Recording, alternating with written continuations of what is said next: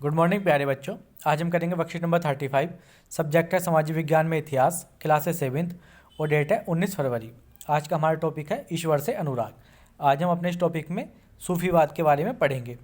सूफीवाद जो है ये इस्लाम का ही एक रूप है जो ईश्वर की आंतरिक खोज पर जोर देता है और भौतिकवाद से दूर करता है। इसने दुनिया के कुछ सबसे प्रिय साहित्य का निर्माण किया है, जैसे 13वीं शताब्दी की ईरानी न्यायविद रूमी की प्रेम कहानी, प्रेम कविताएं। ठीक है, रूमी कौन है? एक सूफी संत हैं। आगे देखते हैं अब हम। इस्लाम ने एक ईश्वरवाद यानी एक अल्लाह के प्रति पूर्ण समर्पण का दृढ़ता से प्रचार किया। इस्लाम धीरे धीरे और जटिल होता गया, जबकि सूफियों ने एक अलग रास्ता दिखाया जिसने ईश्वर के प्रति व्यक्तिगत समर्पण पर बल दिया।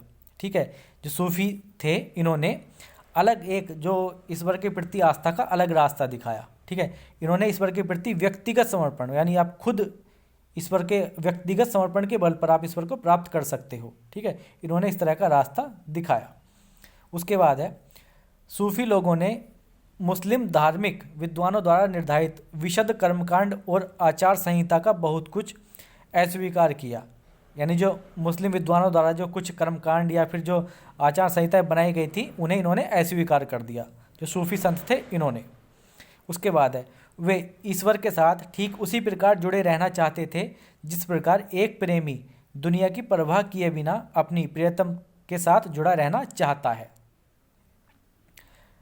आगे है सूफी संतों ने औलिया या पीर की देखरेख में जिक्र कहते हैं नाम के जप करने को, चिंतन समा कहते हैं गाने को, रक्स बोलते हैं नृत्य को, नीति चर्चा सांस पर नियंत्रण जो मेडिटेशन होता है उसे आदि के जरिए प्रशिक्षण की विस्तृत रीतियों का विकास किया।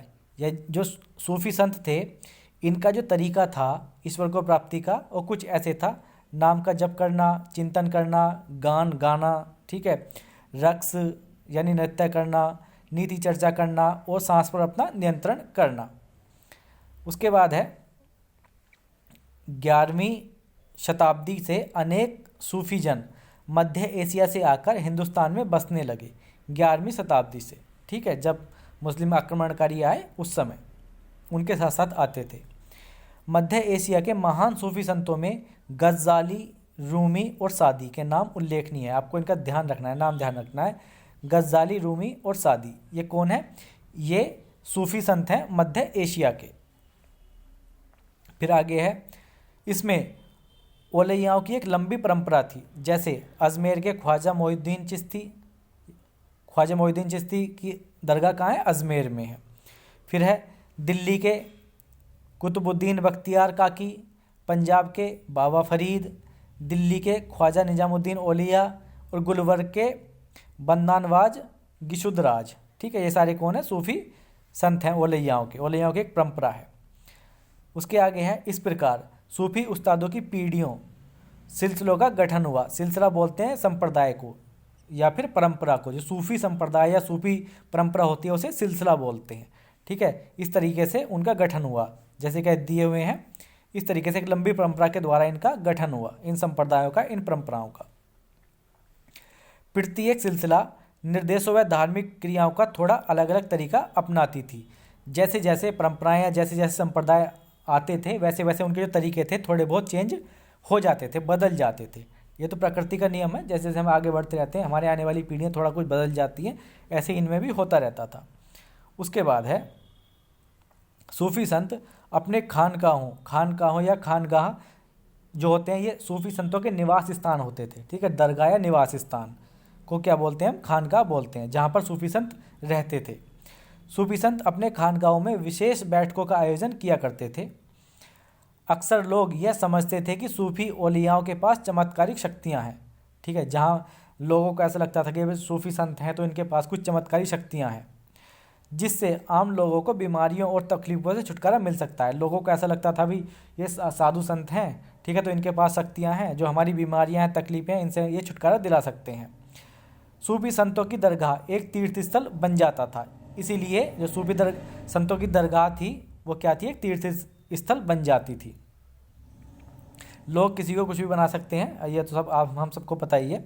उसके बाद जहाँ सभी ईमान धर्म के लोग हजारों की संख्याओं में इकट्ठा होते थे। ईमान धर्म का मतलब है सभी धर्मों के लोग वहाँ पर आते थे।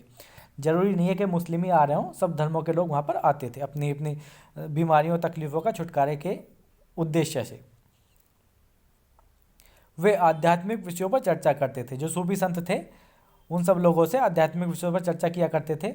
अपनी दुनियादारी की समस्याओं को सुलझाने के लिए संतों से आशीर्वाद मांगते थे और संगीत और नृत्य के जलसों में भी शामिल होकर चले जाते थे। उसके बाद है संतों और सूफियों में बहुत अधिक समानता थी। जैसे संत होते हैं ऐसे ही सूफियों में उन दोनों में बहुत अधिक समानता थी। क्या क्या समानताएं थी? जैसे यहाँ तक कि यह भी माना जाता है कि उनके आपस में कई विचारों का आदान प्रदान किया करते थे और उन्हें अपनाया करते थे। ठीक है, जो सूफी थे और जो संत थे वो आपस में अपने जो विचार हैं उनका आदान प्रदान करते थे, उन्हें शेयर करते थे और फिर उन्हें अपनाते भी थे। संत कवियों की तरह सूफी लोग भी अपनी भावनाओं को व्यक्त करने के लिए काव्य रचना किया करते थे। जैसे संत होते हैं, संत और कवि होते हैं, ऐसे ही सूफी लोग जो थे वो भी काव्य रचना यानी गाने के द्वारा अपनी भावनाओं को व्यक्त करते थे। फिर है नाथपंथियों, सिद्धियों और योगियों की तरह सूफी भी यही मानते थे कि दुनिया के प्रति अलग अलग नज़रिया अपनाने के लिए दिल को सिखाया पढ़ाया जा सकता है। तो आज की हमारी वर्कशीट थी ये। अब हम अपने कुछ प्रश्न हैं उन्हें देख लेते हैं। सबसे पहला प्रश्न है हमारा, सूफी कौन थे? तो मैंने आपको बताया था, इसका आंसर हम इस तरीके से अब देख लेते हैं। इसका आंसर हो जाएगा सूफी मुस्लिम संत थे, ये सूफीवाद का पालन करते थे। आपको इतना आंसर इसका लिख देना है पहले वाले क्वेश्चन का। नेक्स्ट क्वेश्चन है हमारा, मध्य एशिया के महान सूफी संतों के नाम बताइए। तो मैंने आपको बताया था, अब हमें वही सारे नाम लिख देने हैं। कौन कौन से नाम हैं एक बार हम देख लेते हैं। जैसे कि ये हैं गज़ाली, रूमी और सादी। ये कौन है? ये मध्य एशिया के सूफी संत हैं। आपको इन तीनों का नाम लिख देना है। नेक्स्ट क्वेश्चन है हमारा, सिलसिला किसे कहते हैं? सिलसिला जो है एक सूफी संप्रदाय या सूफी परंपरा को सिलसिला कहते हैं। तो इसका आंसर में कैसे लिखना है? इसका आंसर हम इस तरीके से लिख देंगे, सूफी संप्रदाय या परंपरा को सिलसिला कहते हैं। ठीक है, आप थर्ड क्वेश्चन का आंसर इस तरीके से लिख दोगे। नेक्स्ट क्वेश्चन है हमारा, सही उत्तर छांटो। सही उत्तर छांटना इसमें से, सूफी हिंदू, बौद्ध या मुस्लिम रहस्यवादियों का एक समूह थे। तो कौन थे सूफी? सूफी मुस्लिम रहस्यवादियों का एक समूह थे। तो इसका सही आंसर हो जाएगा ये, सूफी मुस्लिम रहस्यवादी का एक समूह थे। हमें किस तरीके से लिखना? इस तरीके से इसका आंसर लिख देंगे। ठीक है, फोर्थ वाले का, सूफी मुस्लिम रहस्यवाद का एक समूह थे। नेक्स्ट है, सही या गलत बताओ। हमें इसमें सही या गलत बताना है। सूफियों के संगठन को संघ के नाम से जाना जाता था। नहीं, संघ के नाम से नहीं जाना जाता, इसलिए क्या हो जाएगा ये गलत हो जाएगा। आपको इसे गलत लिख देना है इसके आगे। तो आज की हमारी वर्कशीट थी जो हमने इस वीडियो में डिस्कस की। आपको कैसी लगी कमेंट करके ज़रूर बताना। अगर अच्छी लगी तो वीडियो को लाइक करना और शेयर भी करना। Thank you, thanks a lot.